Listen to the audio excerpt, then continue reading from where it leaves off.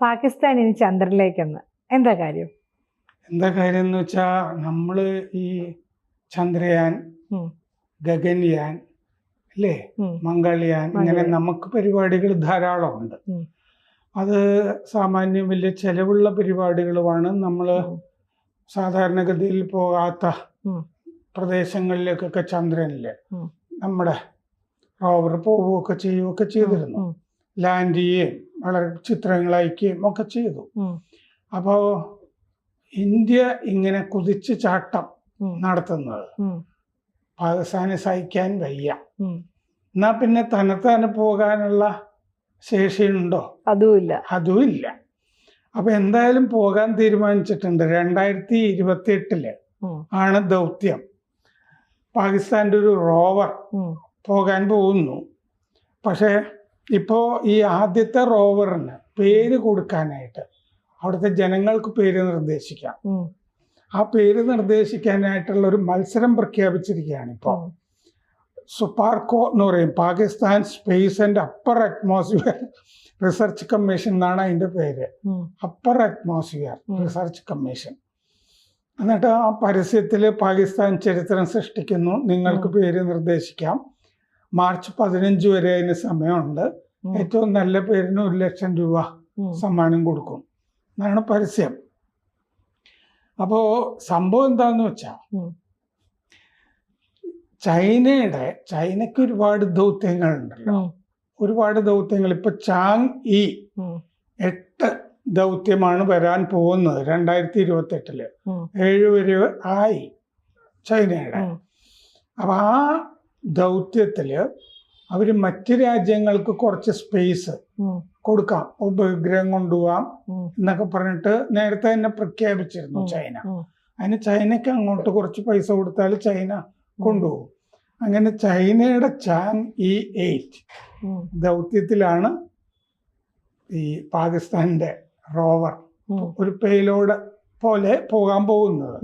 ആ ദൗത്യത്തിലെ ഒരു ഉപകരണം പോലെ പാകിസ്ഥാന്റെ റോവർ പോകാൻ പോവാണ്.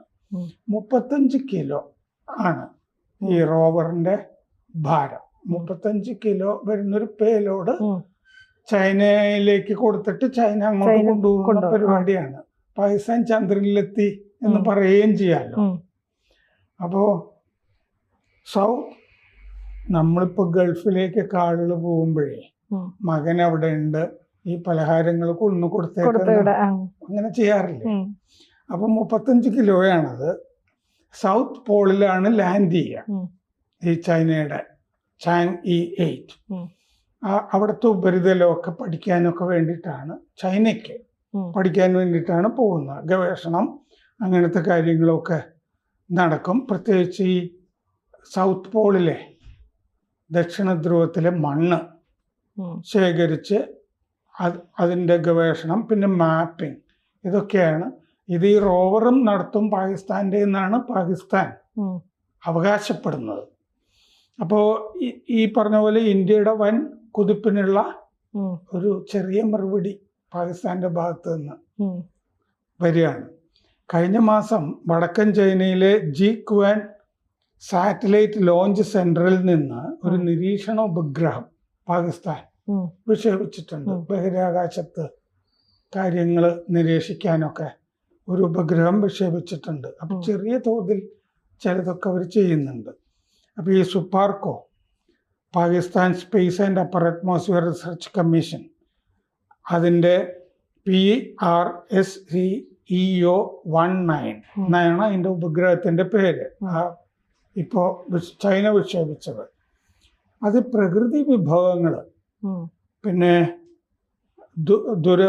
പ്രകൃതി വിഭവങ്ങൾ ഉള്ള പ്രദേശങ്ങളൊക്കെ നിരീക്ഷിക്കുക, ദുരന്തങ്ങൾക്കൊക്കെയുള്ള പ്രതികരണം എങ്ങനെയായിരിക്കണം എന്ന് പഠിക്കുക, പിന്നെ നഗരാസൂത്രണം, അർബൻ പ്ലാനിങ് പാകിസ്ഥാന്റെ, ഇതിനൊക്കെ ഉപഗ്രഹം സഹായിക്കുന്നതാണ് അവരുടെ സ്പേസ് കമ്മീഷൻ അവകാശപ്പെടുന്ന. കൃഷി വികസനത്തിനും ഈ ഉപഗ്രഹത്തിന്റെ, ചുരുക്കി പറഞ്ഞാൽ നമ്മളിവിടെ എന്താണോ എല്ലാം കൂടെ ഒന്നിച്ചുള്ള ഒരു സാധനം അവരുടെ.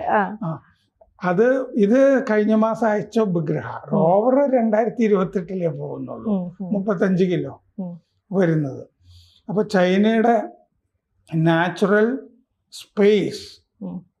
അഡ്മിനിസ്ട്രേറ്റർ CNSA ആ അഡ്മിനിസ്ട്രേറ്റർക്കാണ്, ചൈന നാച്ചുറൽ സ്പേസ് അഡ്മിനിസ്ട്രേറ്റർക്കാണ് ഇതിൻ്റെയൊക്കെ ചുമതല.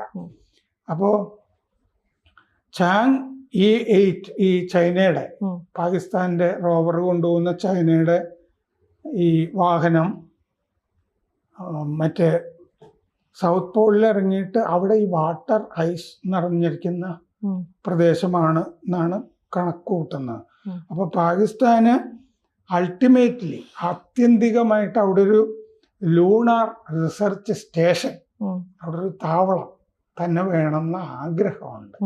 അതിൻ്റെ ആദ്യപടിയായിട്ടാണ് ഈ റോവർ ഇപ്പോൾ മറ്റേ ചൈനയുടെ ദൗത്യത്തിൽ കൊടുത്തുവിടുന്നത്. 2024 മെയ്യിൽ കഴിഞ്ഞ കൊല്ലം ഖമർ ക്യൂബ് സാറ്റ് എന്ന് പറഞ്ഞ ഉപഗ്രഹമാണ് ചൈന വിക്ഷേപിച്ചത്. പാകിസ്ഥാന്റെ ഖമർ ഉപഗ്രഹം അത് Chang'e-6 ദൗത്യത്തിലാണ് വിക്ഷേപിച്ചത്. Chang'e-6 8 2028 വരാൻ പോകുന്നത്. അപ്പോൾ ആ ഐക്യൂബ് എന്ന് പറഞ്ഞ ഉപഗ്രഹവും പാകിസ്ഥാന് വികസിപ്പിക്കാനായിട്ട് സ്വന്തമായിട്ടുള്ള ശേഷിയൊന്നുമില്ല. നമ്മുടെ ഈ ISRO പോലെയോ ഒന്നുള്ള സംഭവമൊന്നുമില്ല. അപ്പോൾ ചെയ്തത് എന്താന്ന് വെച്ചാൽ ആ ഉപഗ്രഹം ഐക്യൂബ് ഖമർ വികസിപ്പിച്ചത് പാകിസ്ഥാനും പിന്നെ ഷാങ്ഹായിലെ ചൈനയിലെ ഷാങ്ഹായിലെ ജിയാവോ ജോങ് യൂണിവേഴ്സിറ്റി, അവിടുത്തെ ഒരു സർവകലാശാലയാണ് പ്രധാനമായിട്ടും പാകിസ്ഥാന് വേണ്ടി ഈ കാര്യമൊക്കെ ചെയ്തത്. ഷാങ്ഹായിലെ ജിയാവോ ജോങ് യൂണിവേഴ്സിറ്റി 2025 ജനുവരിയിൽ ചൈന പാകിസ്ഥാൻ്റെ PRS EO-1 remote sensing satellite അയച്ചിരുന്നു. പിന്നെ ഈ തുർക്കി, തായ്ലൻഡ് തുടങ്ങി പല രാജ്യങ്ങളും ചൈനയുടെ ഈ ദൗത്യത്തിൽ നിന്ന് ഈ സഹായം സ്വീകരിച്ച് അവരും ഉപഗ്രഹങ്ങളൊക്കെ വിടാറുണ്ട്. ILRS എന്ന് പറഞ്ഞ ചൈനയുടെ പദ്ധതിയിലെ ഇങ്ങനെ പങ്കാളികളായിട്ട് തുർക്കി, തായ്ലൻഡ് പോലെ പല രാജ്യങ്ങളും ഉള്ള കൂട്ടത്തിൽ ഇപ്പോൾ പാകിസ്ഥാനും ചേർന്നിരിക്കുന്നു എന്നുള്ളതേ ഉള്ളൂ. ഇപ്പോൾ Chang'e-8 ദൗത്യത്തില് മറ്റ് രാജ്യങ്ങൾക്കൊരു സ്പേസ് കൊടുക്കാം എന്ന് അഡ്വർടൈസ് ചെയ്തിരുന്നു, പരസ്യം ചെയ്തിരുന്നു ചൈന. അതായത് 200 കിലോഗ്രാം പേലോഡ് ശേഷി ആ ദൗത്യത്തിൽ മറ്റുള്ള രാജ്യങ്ങൾക്ക് കൊടുക്കാം. 200 കിലോ ശേഷി ഉള്ള എന്തെങ്കിലും ഒരു പേലോഡ് കൊണ്ടുപോകാം എന്നാണ് ചൈന പറഞ്ഞത്. അപ്പോൾ അതെങ്ങനെ വേണമെങ്കിലും ആകാം. ലാൻഡർ, റോബോട്ട്സ്, റോവർ എന്നിവയിൽ ഏതെങ്കിലും അതിൽ പേലോഡ് ഘടിപ്പിക്കാം. അത് ലാൻഡ് ചെയ്ത ശേഷം, അതായത് ചൈനയുടെ വാഹനം അവിടെ ലാൻഡ് ചെയ്യുമല്ലോ, അതിനുശേഷം ഈ പാകിസ്ഥാന്റെ റോവർ സ്വതന്ത്രമാണ്. അത് ചെയ്യുന്ന അവിടെ മണ്ണ് പരിശോധനയോ എന്താന്ന് വെച്ച് കഴിഞ്ഞാൽ അത് സ്വതന്ത്രമായിട്ടാണ് ചെയ്യുന്നത് എന്നുള്ളതാണ് സങ്കല്പം. 2023 ചൈനയും പാകിസ്ഥാനും തമ്മിൽ ലെറ്റർ ഓഫ് ഇന്റന്റ് ഒപ്പിട്ടിരുന്നു. ഉപരിതലത്തിൽ നിന്ന് വസ്തുക്കൾ എടുക്കുന്ന റോബോട്ടിനാണ് പ്രിഫറൻസ് ചൈന കൊടുത്തിരുന്നത്. പക്ഷെ ഇവരൊരു റോവർ ആണല്ലോ. 2035 സൗത്ത് പോളില് ചൈനയുടെ താവളം വരും. ചൈന പറഞ്ഞാൽ അത് നടക്കും 2035. പാകിസ്ഥാൻ പക്ഷേ ഇന്ന് നമ്മൾ ഐക്യരാഷ്ട്രസഭയിൽ പറഞ്ഞിട്ടുണ്ടല്ലോ, അതങ്ങനെ ഒരു രാജ്യമൊന്നുമല്ല. ഈ കാശ്മീർ ഇഷ്യൂ വെറുതെ ഇങ്ങനെ റേസ് ചെയ്തുകൊണ്ടിരിക്കുമല്ലോ, അതുകൊണ്ടാണ് പറയുന്നത്. വിദേശ രാജ്യങ്ങളുടെയൊക്കെ സഹായത്തോടു കൂടി ജീവിച്ചു പോകുന്ന ഒരു ദരിദ്ര രാജ്യമാണ് അതെന്ന് നമ്മുടെ UN പ്രതിനിധി അവിടെ പ്രസംഗിച്ചിട്ടുണ്ട്. അല്ലാതെ സ്വന്തമായി കാശൊന്നുമില്ല. കയറ്റി അയക്കുന്നത് പ്രധാനമായും ഭീകരപ്രവർത്തനമാണ് പാകിസ്ഥാനിൽ നിന്ന്. നുഴഞ്ഞ് ഇതൊക്കെയാണ് ഉള്ളത്. ഫെബ്രുവരി IMF പൈസ മേടിച്ചിട്ടുണ്ട് ഇപ്പോ കടം, എന്നിട്ടാണ് ഈ ഭീകരത കയറ്റി അയക്കുന്നത്. ഫെബ്രുവരി 5 പാകിസ്ഥാനും ചൈനയും തമ്മിൽ ധാരണാപത്രം ഒപ്പിട്ടു. ഈ മാസം 5 പ്രസിഡന്റ് ആസിഫ് അലി സർദാരി, പഴയ ബേനസീർ ഭൂട്ടോവിന്റെ ഭർത്താവ്, 10% എന്നാണ് അയാൾ നേരത്തെ അവിടെ പ്രധാനമന്ത്രിയായപ്പോൾ അറിയപ്പെട്ടിരുന്നത്. എല്ലാ ഇടപാടിനും 10% മേടിക്കും എന്നുള്ളതുകൊണ്ട്. അപ്പൊ ഈ സർദാരി ഫെബ്രുവരി ആദ്യം ബെയ്ജിങ്ങിൽ പോയി ചർച്ചയൊക്കെ നടത്തിയിരുന്നു. പാകിസ്ഥാന്റെ റോവർ ഈ ചാങ് ദൗത്യത്തില് 200 കിലോഗ്രാം അവർ കൊടുക്കുന്നു പറഞ്ഞല്ലോ മറ്റു രാജ്യങ്ങൾക്ക്. അത്രയും സ്ഥലം എടുത്തിട്ടുണ്ട് പാകിസ്ഥാൻ. അതിന്റെ പൈസ അങ്ങോട്ട് കൊടുത്താൽ മതി. അടുത്ത കൊല്ലം ചാങ് E7 പോകുന്നുണ്ട് ദൗത്യം.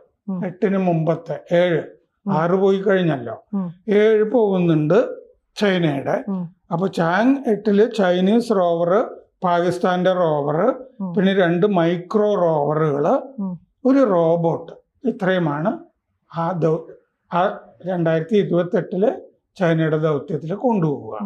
അപ്പോൾ ചൈനീസ് റോവർ, പാകിസ്ഥാന്റെ റോവർ, 2 മൈക്രോ റോവറുകൾ, ഒരു റോബോട്ട്, ഇത്രയും കൊണ്ടുപോകും. അപ്പൊ ഇങ്ങനെയാണ് മറ്റേ നമ്മളോട് പാകിസ്ഥാൻ പകരം ചോദിക്കണം. ചന്ദ്രനിൽ പോയി പകരം ചോദിക്കാൻ പോണു പാകിസ്ഥാൻ. അതെ, നമ്മൾ എവിടെയൊക്കെ പോകുന്നോ അവിടെയൊക്കെ പോകും എന്ന് തെളിയിക്കാൻ.